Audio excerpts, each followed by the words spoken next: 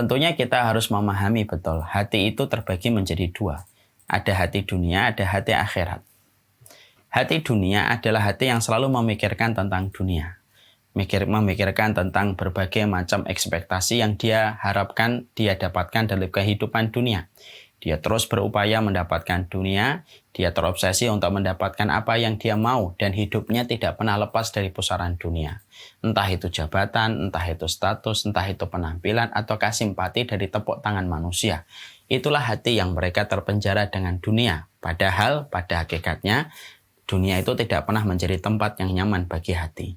Siapapun yang terus mencari dunia, lalu tidak berujung pada setiap pencapaian yang dia inginkan dan apapun yang dia peroleh, maka selayak dia meminum air di lautan. Semakin banyak dia peroleh, semakin akan menjadi haus dan semakin jauh dari kelapangan hati, karena dunia bukan tempat membasuh kekecewaan dan bukan tempat yang bisa memberikan kebahagiaan.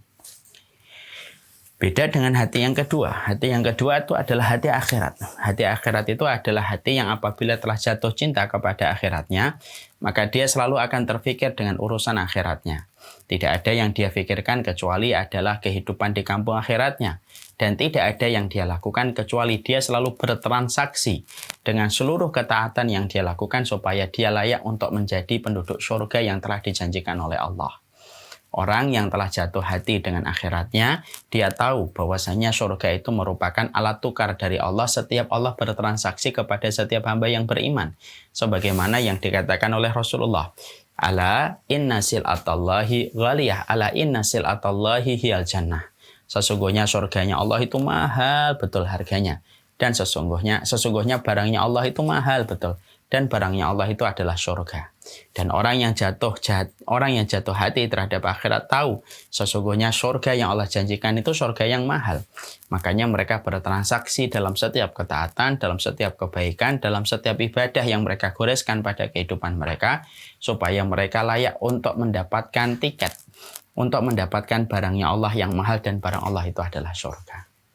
Nah, inilah yang menjadikan kita akhirnya mengevaluasi kita pemilik hati dan empu hati yang mana? Empu hati dunia atau empu hati akhirat kita.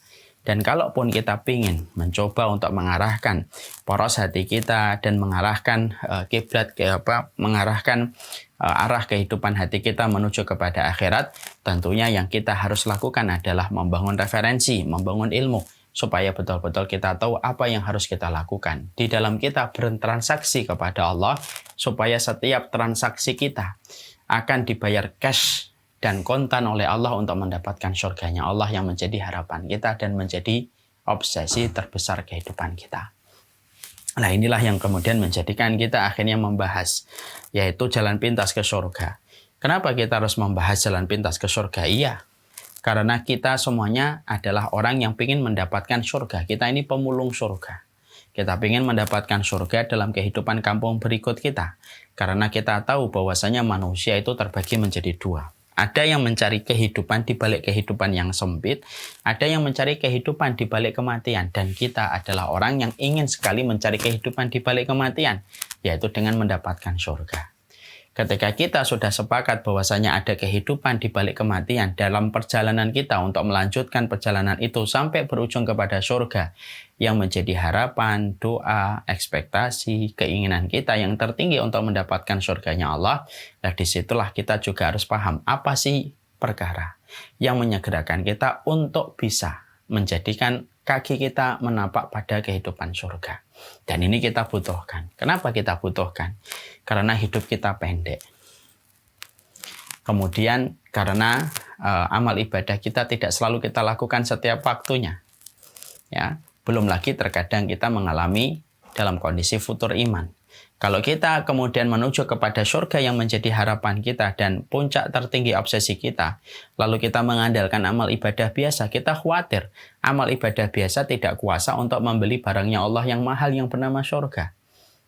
Karena apa? Karena umur kita tidak panjang sebagaimana umat sebelum Rasulullah, yang mereka sampai ratusan tahun. Umur kita 70 tahun, 60 tahun. Kemudian kita pun masih sering sakit dengan berbagai macam bakteri, virus, dan penyakit yang ada pada kehidupan manusia. Ditambah lagi, ketika kita dalam kondisi tidak selamanya kuat iman kita, terkadang kita lemah iman yang disebut dengan futur. Ketika kita tahu fakta itu, ketika kita tahu kenyataan itu, itulah yang menjadikan kita akhirnya memikirkan strategi bagaimana bisnis ketaatan kita kepada Allah ini menjadi lebih hidup, menjadi lebih kuat. Yaitu ketika kita ingin mendapatkan amalan-amalan istimewa, di mana amalan itu menjadi shortcut-nya kita menuju kepada surganya Allah. Itulah yang kita inginkan. Kita ingin amal kita di tengah umur kita yang tidak terlalu panjang, di tengah rasa sakit yang kadang kita dapatkan, di tengah futur yang terkadang kita peroleh, kita beramal pada bisnis yang tepat di hadapan Allah yang menghasilkan profit yang besar ketika kita tahu bahwasanya ini merupakan perkara yang sangat Allah cintai dalam kehidupan kita ketika kita mengerjakan dan melakukannya.